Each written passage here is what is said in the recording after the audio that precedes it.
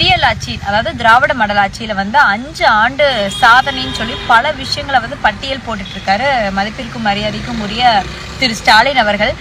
ஸ்டாலின் ஐயா நிஜமாவே தமிழகத்துலதான் இருக்காரா, இல்ல வேற ஏதோ உலகத்துல இருந்துட்டு இங்க இருக்கிறதெல்லாம் இப்படிதான் நடந்துட்டு இருக்குன்னு ஒரு கற்பனை உலகத்துல வாழ்ந்துட்டு இருக்காரான்னு தெரியல. இன்னைக்கு திருச்சியில நினைச்சு பாருங்க, ஒரு குழந்தைக்கு எமர்ஜென்சின்னு ஹாஸ்பிட்டல் கூட்டிட்டு போறாங்க.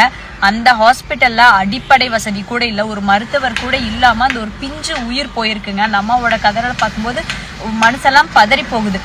ஒரு மருத்துவமனையில அடிப்படை வசதி கூட செஞ்சு ஒரு குழந்தைய காப்பாற்ற முடியாத ஒரு அவலமான சூழ்நிலையில தமிழகம் இருந்துட்டு இருக்கு. ஆனா பார்க்கும்போது எல்லாத்துலயும் சாதனை பண்ண மாதிரி பேசிட்டு இருக்கீங்க.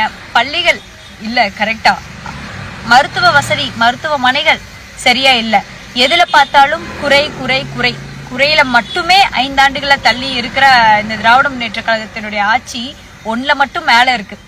கஞ்சா, பெண்களுக்கு பாதுகாப்பு இல்லாத பாலியல் வன்புணர்வு, அதையும் தாண்டி ஊழல், இதெல்லாம்.